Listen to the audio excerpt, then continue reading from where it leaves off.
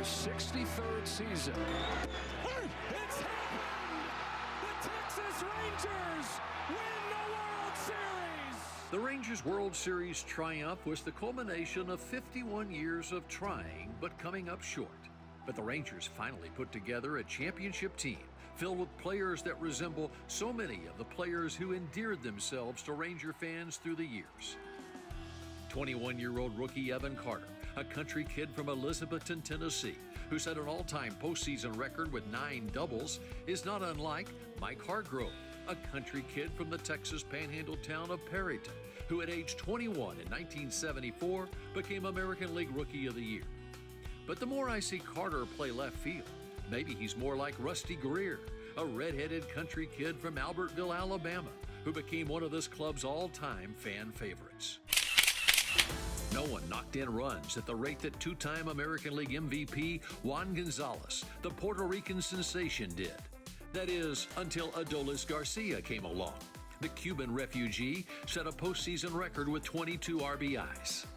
The left-handed hitting North Carolina-born and bred Josh Hamilton had moments that rivaled the left-handed hitting North Carolina-born and bred Corey Seager, but never with the same Hall of Fame level consistency. Seager is what Hamilton could have been. The Rangers' captain for so many seasons, including the previous World Series years, was Michael Young, a Californian who was the model of consistency day in and day out, both near the top of the batting order and in the middle of the infield. The captain of this team, Marcus Semien, a Californian who was the leadoff hitter and second baseman for all 179 games last year. The Rangers have been blessed to have two of the best defensive catchers of their eras in 6-time Gold Glover Jim Sundberg and 13-time Gold Glover Hall of Famer Ivan Rodriguez. But catcher Jonah Heim, who stands 6'4" and looks more like Pudge Fisk than Pudge Rodriguez, won his own Gold Glove last year. On your favorite.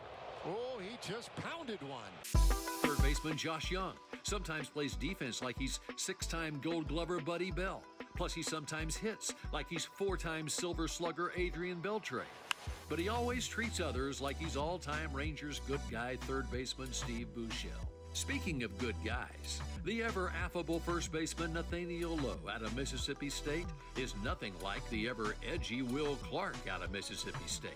The former 13th-round draft pick is more like the ever-popular former 15th-round draft pick Pete O'Brien, one of the few bright spots on those 1980s Rangers teams.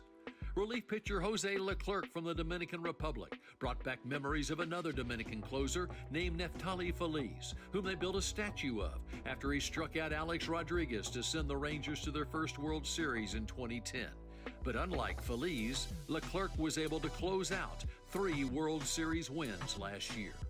And finally, there's Big Game Nate, Nathan Eovaldi, who won 17 games last season, including a 5-0 record in the postseason. Eovaldi is from Alvin, Texas. He's the second best pitcher to ever come out of Alvin, behind only the legendary Nolan Ryan, who crafted the most memorable moments in Texas Rangers history. That is, until last fall. The stars aligned just right for this club to travel a magical road to a place it had never been before.